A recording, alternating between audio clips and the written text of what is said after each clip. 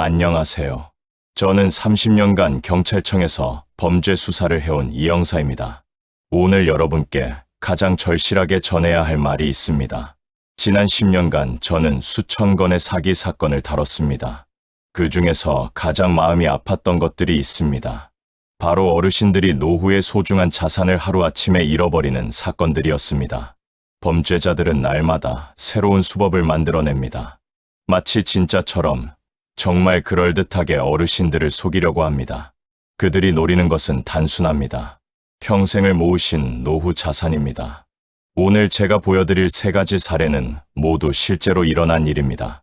그리고 안타깝게도 지금 이 순간에도 누군가는 같은 피해를 입고 있을 겁니다. 그러나 절망하지 마십시오. 알면 막을 수 있습니다. 저는 30년의 수사 경험으로 이 범죄들의 패턴을 분석했습니다. 오늘 배우신 내용만 기억하시면 여러분은 이런 범죄에서 자유로워질 수 있습니다. 함께 살펴보겠습니다. 첫 번째 사례입니다. 이것은 과거의 납치 협박 사기가 진화한 형태입니다. 더 정교해졌고 더 교묘해졌습니다. 김순자 할머니, 당시 67세, 서울 강남구에 혼자 사시는 분이었습니다. 평범한 어느 날의 오후, 할머니의 인생이 바뀌는 전화 한 통이 울렸습니다. 평소처럼 텔레비전을 보고 계시던 할머니는 갑자기 울려대는 휴대폰에 손을 집어들었습니다. 누가 전화하는 건지도 확인하지 않았습니다. 그 전화는 손자라고 했습니다. 하지만 목소리는 낯설었습니다. 그리고 말은 정말 끔찍했습니다. 범죄자는 이렇게 시작합니다. 할머니, 저 XX예요. 큰일 났어요. 대부분의 할머니들은 여기서 심장이 철렁 내려앉습니다. 할머니, 저 손자 XX. 지금 큰 일이 났어. 내가 차 사고를 냈는데 남자애도 다쳤어. 상당히 다쳤어. 지금 경찰서에 있어. 할머니, 이거 누구한테도 말하면 안 된다는 거 알지? 할머니는 전화를 받는 순간 세상이 무너지는 기분입니다. 손자가 사고를 냈다니. 다른 사람도 다쳤다니. 할머니의 목소리가 떨립니다. 손자. 넌 지금 어디니? 뭐 어떻게 된 일이야? 다쳤다고? 얼마나 다쳤어? 할머니, 다른 사람한테는 말하면 안 돼. 특히 엄마 아빠한테. 엄마가 알면 난 끝나는 거야. 내 미래가 끝나는 거야. 지금 변호사가 옆에 있어. 변호사가 말했어. 빨리 합의를 해야 한다고. 그래야 내가 불기소가 될 수 있대. 할머니, 도와줄 수 있어? 여기가 가장 중요한 순간입니다. 할머니는 순간적으로 판단합니다. 손자의 미래, 돈, 사랑하는 손자가 망가질 판단에는 어떤 어머니, 할머니도 돈을 생각할 수 없습니다. 할머니의 입에서 나오는 말은 자동 반사입니다. 내가 어떻게 도와주니? 내가 할 수 있는 건 뭐야? 손자, 마음 급내고. 할머니가 있잖아. 지금 합의금이 필요해. 피해자 가족이랑 합의를 하면 괜찮아질 거야. 합의금이 얼마인데? 3천만 원이라고 해. 할머니가 통장에서 현금을 뽑아서 내 친구 계좌에 넣어주면 돼. 그럼 내가 합의를 하고 모든 게 끝나. 근데 절대로 엄마 아빠한테 말하면 안 돼. 알겠지? 여기서 주목할 점은 범죄자가 모든 것을 통제한다는 것입니다. 할머니는 이제 질문할 여유가 없습니다. 손자의 목소리, 손자의 위기 상황, 그리고 비밀이라는 요구. 이 모든 것이 할머니의 판단력을 마비시킵니다. 할머니는 은행으로 갑니다. 현금을 인출합니다. 손가락이 떨립니다. 마음이 철렁합니다. 하지만 손자를 지켜야 합니다. 그렇게 생각합니다. 할머니는 은행 직원에게 3천만 원을 인출하고 싶다고 말합니다. 은행 직원은 어르신, 이렇게 큰 금액을 무엇에 쓰세요? 라고 물어봅니다. 이것은 은행이 의무적으로 묻는 질문입니다. 하지만 할머니는 답할 수 없습니다. 왜냐하면 범죄자가 비밀이라고 말했기 때문입니다. 할머니는 조용히 대답합니다. 그냥 내가 필요한 거야 라고. 할머니의 인생 처음으로 할머니는 거짓말을 합니다. 현금을 손에 쥐면서 할머니의 손가락은 여전히 떨리고 있습니다. 할머니는 편의점 무인 이체기로 갑니다. 휴대폰으로 범죄자의 지시를 받으며 계좌번호를 입력합니다. 약 3천만 원이 한순간에 사라집니다. 그 순간 할머니의 노후 자산의 일부가 사라져 버립니다. 이것이 바로 현재의 손자 사기 혹은 보이스피싱의 가장 전형적인 형태입니다. 과거 20년 전에는 어땠을까요? 그때 범죄자들은 납치라고 협박했습니다. 딸을 납치했다. 돈을 내놓지 않으면 어쩌겠다는 식이었습니다. 이건 너무 노골적이었습니다. 어르신들도 의심을 하셨습니다. 경찰도 추적하기 쉬웠습니다. 따라서 범죄 성공률이 높지 않았습니다. 하지만 범죄자들은 똑똑합니다. 그들은 깨달았습니다. 직접적인 협박은 실패한다. 다른 방법이 필요하다라고요. 그래서 나온 게 이 수법입니다. 더 정교하고 더 교묘한 심리 조작입니다. 비밀, 이것이 핵심입니다. 아무한테도 말하면 안 돼라는 이 한마디가 모든 방어선을 무너뜨립니다. 어르신들은 생각합니다. 만약 내가 자녀한테 말하면 어떻게 될까? 손자가 망가질까봐 두렵다. 그냥 내가 해결해야겠다고요. 이것이 범죄자의 심리 전략입니다. 범죄자는 어르신의 두 가지 본능을 알고 있습니다. 첫째, 자녀 사랑. 둘째, 가족 보호 본능. 이 두 가지는 어떤 논리도 뚫지 못합니다. 아무리 이성적인 사람이라도 자녀와 손자가 위험에 빠졌다는 생각 앞에서는 모든 판단이 흐려집니다. 그래서 이 수법은 성공률이 높습니다. 실제로 전국에서 매일 200건 이상의 유사 사건이 신고됩니다. 여러분이 모르시는 사이에 옆 동네 할머니가, 옆 건물 할아버지가 피해를 입고 있습니다. 지금 이 시간에도 어딘가에 할머니가 은행에 가고 있을 겁니다. 기억하십시오. 비밀과 급함이 함께 오면 그것은 99% 사기입니다. 절대로 99%가 아닙니다. 100%입니다. 세상에서 정상적인 금융거래나 정부기관의 일처리는 비밀을 요구하지 않습니다. 그렇다면 어떻게 지키실 수 있을까요? 방법은 단 하나입니다. 자녀의 목소리를 직접 확인하세요. 손자라고 해도, 손녀라고 해도, 다른 사람이라고 해도 상관없습니다. 반드시 직접 확인하세요. 내가 직접 너한테 전화를 걸어볼게라고 말씀하십시오. 그리고 전화를 거십시오. 그게 전부입니다. 이 한 가지만 해도 대부분의 사기는 막을 수 있습니다. 왜냐하면 범죄자는 그 전화를 받을 수 없기 때문입니다. 만약 뭔가 이상하다는 생각이 들면 주저하지 마십시오. 경찰청 사이버 수사대에 신고하세요. 전화번호는 1332번입니다. 혹은 일반 경찰 신고 112번입니다. 이 번호들을 지금 바로 기억하시거나 메모해 두십시오. 김순자 할머니의 경우 최종 피해 금액은 3천만 원이었습니다. 그것은 할머니가 평생 모아둔 노후 자금의 대부분이었습니다. 할머니는 그 충격으로 한 달을 병원 신세를 졌습니다. 마음이 그렇게 아팠던 것입니다. 다행히 경찰청의 신속한 대응으로 일부 돈을 회수할 수 있었습니다. 하지만 모든 사건이 그렇지는 않습니다. 대부분의 경우 한번 사라진 돈은 돌아오지 않습니다. 계좌는 이미 폐지되고 돈은 여러 계좌를 거쳐 사라집니다. 따라서 예방이 최고의 방어입니다. 기억하십시오. 비밀과 급함이 함께 오면 반드시 멈추고 자녀에게 확인하세요. 이제 두 번째 사례로 넘어가겠습니다. 이것은 조금 다른 형태입니다. 더 교묘하고 마치 진짜 금융거래처럼 보입니다. 많은 어르신들이 노후에 생활비가 부족하면 대출을 받으신 경험이 있으실 겁니다. 그러다 보니 여러 군데서 대출을 받으신 분들도 계십니다. 금리도 다양하고 상환 기간도 들쭉날쭉합니다. 그러면서 생기는 고민이 있습니다. 바로 이자입니다. 박영감, 당시 72세, 부산의 아내분과 함께 사시던 분입니다. 박영감은 세 군데서 대출을 받고 계셨습니다. A은행에서 5천만 원, 비저축은행에서 3천만 원, 시금융에서 2천만 원, 총 1억 원을 빌려 계셨습니다. 가장 큰 고민은 이자였습니다. 매달 이자만 해도 200만 원을 넘었습니다. 박영감은 매달 이자를 내기 위해 아내분과 함께 쪼개서 생활했습니다. 이 이자를 어떻게 줄일까? 이것이 박영감의 매일 밤 고민이었습니다. 은퇴한 노인이 할 수 있는 일이 많지 않으니까요. 어느 날 박영감에게 한 통의 전화가 옵니다. 번호는 일반 수신자, 부담 전화로 표시되었습니다. 진짜 은행 번호처럼 보였습니다. 박영감은 아무 의심 없이 전화를 받았습니다. 안녕하세요. 저는 은행 대출 상담사입니다.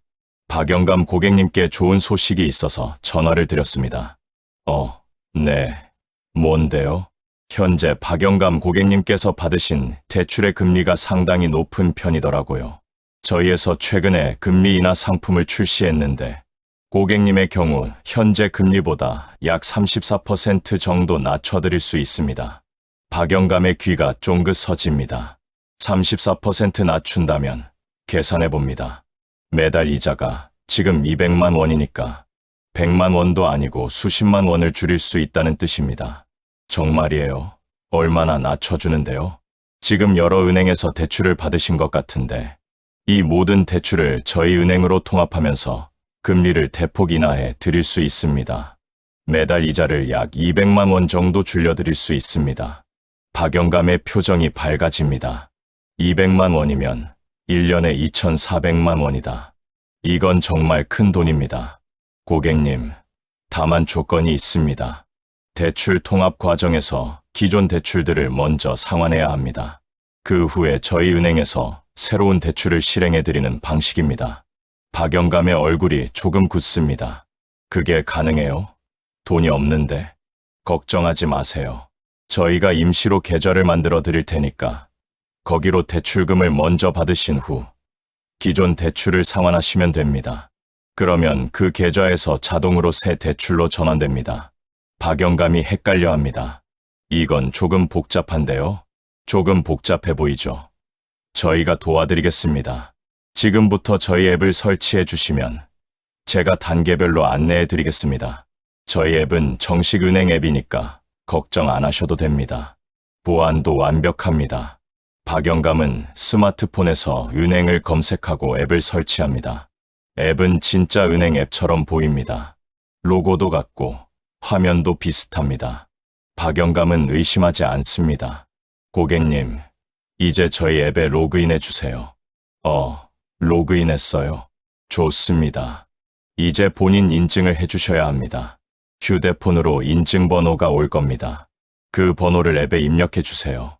박영감이 인증번호를 입력합니다. 범죄자는 이렇게 해서 박영감의 휴대폰에 접근 권한을 얻습니다. 고맙습니다. 이제 기존 대출금을 상환해야 할 차례입니다. 선 상환이라고 생각하시면 됩니다.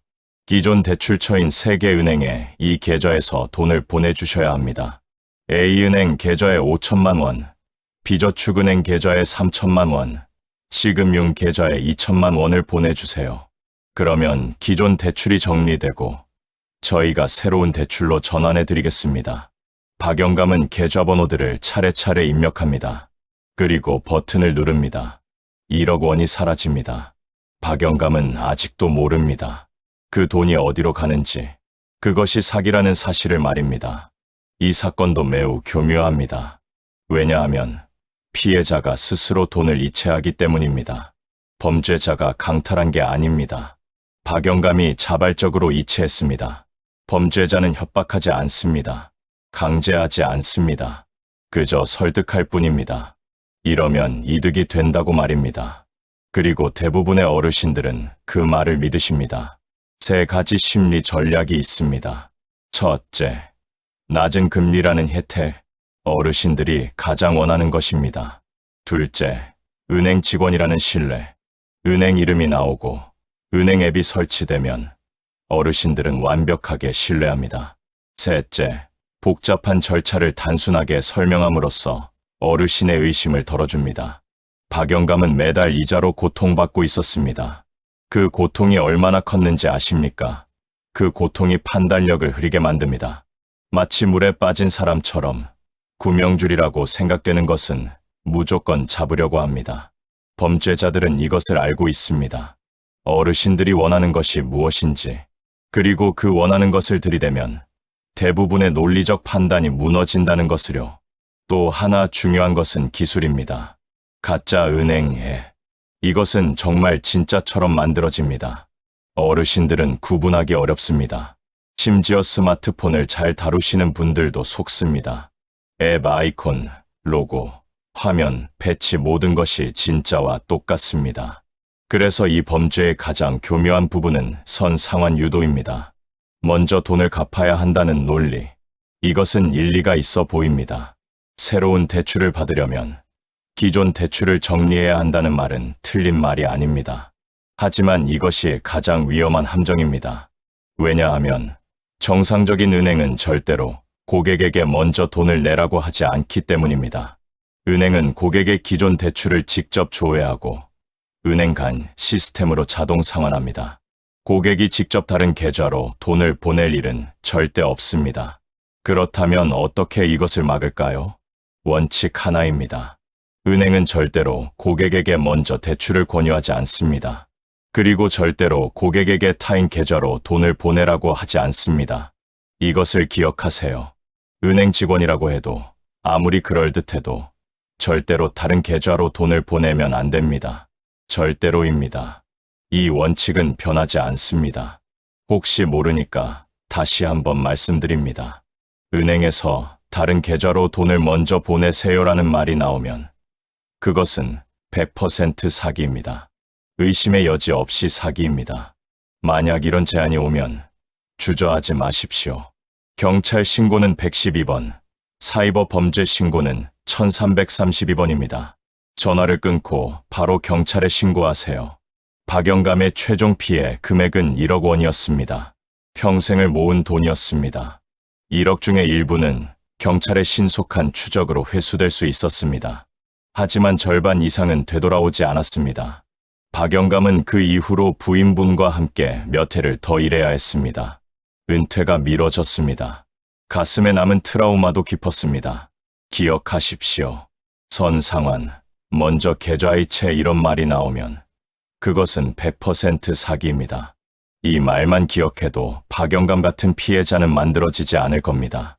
이제 마지막 사례입니다. 이것은 아마도 가장 치명적인 사기일 겁니다. 왜냐하면 이것은 어르신들의 욕망을 자극하기 때문입니다. 투자, 돈을 불리는 것, 많은 사람들이 꿈꾸는 것입니다.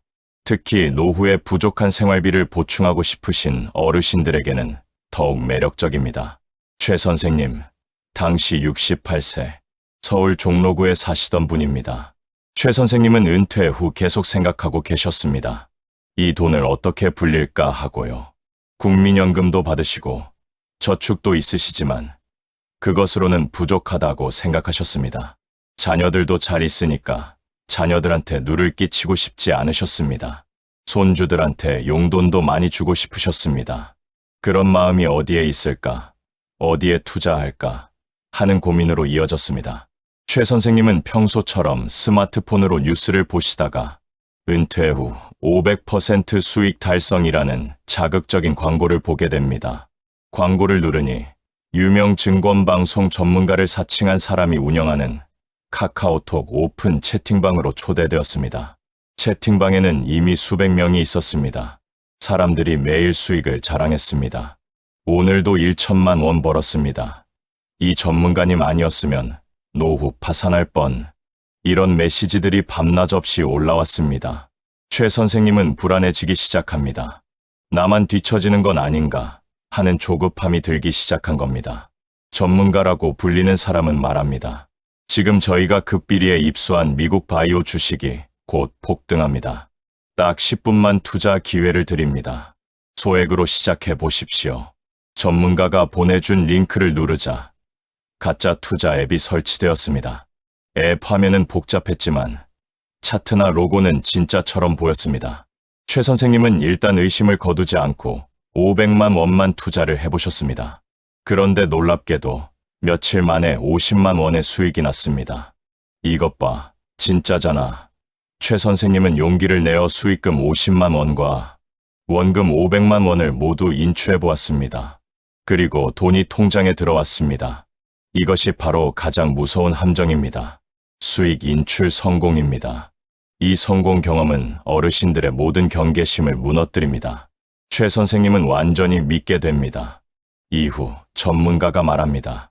이제 더 큰 기회입니다. 노후 자금 1억 원을 넣으시면 한 달 안에 30% 수익을 보장합니다. 최 선생님은 평생 모은 돈 1억 원을 가짜 앱 계좌로 이체했습니다. 1억 원이 투자되자마자 앱에는 며칠 만에 수천만 원의 수익이 찍혔습니다. 최 선생님은 기뻐서 당장 인출을 신청했습니다. 하지만 그때부터 문제가 발생합니다. 시스템 오류, 해외 투자 규정 위반, 원금 회수를 위한 추가 세금 2천만 원, 납부 필수 등 온갖 명목으로 돈을 묶어버립니다. 며칠 후 전문가의 채팅방은 사라졌고 전화도 불통이 되었습니다.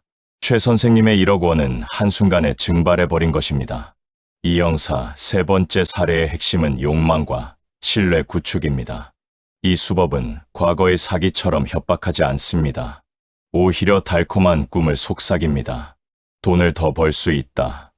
노후가 편안해진다고요. 범죄자는 어르신들의 두 가지 심리를 정확히 이용했습니다. 첫째, 일확천금의 욕구입니다. 은퇴 후 부족한 생활비를 단기간에 채우고 싶다는 간절한 소망입니다. 둘째, 성공적인 미끼입니다. 소액 투자 후 수익금을 인출하게 해주는 이 과정이야말로 완벽한 마취제입니다. 한 번 성공을 경험한 피해자는 100% 사기라는 사실을 깨닫기 어렵습니다. 기술적인 면에서도 진화했습니다. 가짜 전문가, 가짜 수익 인증, 그리고 진짜 같은 가짜 투자에 이 모든 것이 한데 어우러져 합법적인 금융 투자처럼 보이게 만듭니다. 어르신들은 은행원이 아닌 전문가는 믿지 말라는 경고는 기억하지만 수익이 나는 투자 전문가의 말은 쉽게 믿으십니다. 왜냐하면 손주 용돈을 더 주고 싶고 남은 노후를 편안하게 보내고 싶은 마음 때문입니다. 기억하십시오. 이 세상에 단기간에 고수익을 보장하는 투자는 없습니다. 특히 검증되지 않은 오픈 채팅방이나 정시, 금융기관이 아닌 앱을 통해 진행되는 모든 투자는 99.9% 사기입니다. 나머지 0.1%도 경찰이 보기에는 사기에 가깝습니다. 이 영사, 오늘 우리는 세 가지 사례를 통해 보이스피싱의 최신 수법을 살펴봤습니다. 가족의 미래를 볼모로 잡는 사기, 은행 직원을 사칭한 대출 사기, 그리고 고수익을 미끼로 한 투자 사기까지. 수법은 다르지만 이 범죄들의 패턴은 늘 같습니다. 여러분, 최종적으로 세 가지 핵심 경고를 반드시 기억하십시오. 오늘 우리는 세 가지 사례를 통해 보이스피싱의 최신 수법을 살펴봤습니다. 가족의 미래를 볼모로 잡는 사기, 은행 직원을 사칭한 대출 사기, 그리고 고수익을 미끼로 한 투자 사기까지. 수법은 다르지만 이 범죄들의 패턴은 늘 같습니다. 여러분, 최종적으로 세 가지 핵심 경고를 반드시 기억하십시오. 첫째, 급함과 비밀을 요구하면 100% 사기입니다. 정상적인 기관은 여러분에게 서두르라고, 비밀로 하라고 요구하지 않습니다. 둘째, 먼저 돈을 보내라는 말은 100% 사기입니다. 은행이든 정부든 가족이든 타인 계좌로 돈을 먼저 보내야 일이 해결된다는 말은 무조건 사기입니다. 셋째, 검증되지 않은 앱과 링크는 절대 설치하지 마십시오. 스마트폰이 여러분의 소중한 자산을 지켜주는 방패가 되도록 하십시오. 혹시라도 의심스러운 전화, 문자, 혹은 투자 유혹을 받으셨다면 절대 혼자 고민하지 마십시오. 전화를 끊고 바로 112 경찰청 또는 1332 금융감독원으로 연락하십시오. 여러분의 작은 의심과 신고가 여러분은 물론 이웃의 노후까지 지킬 수 있습니다. 여러분의 안전과 노후가 평안하시기를 진심으로 기원합니다. 감사합니다.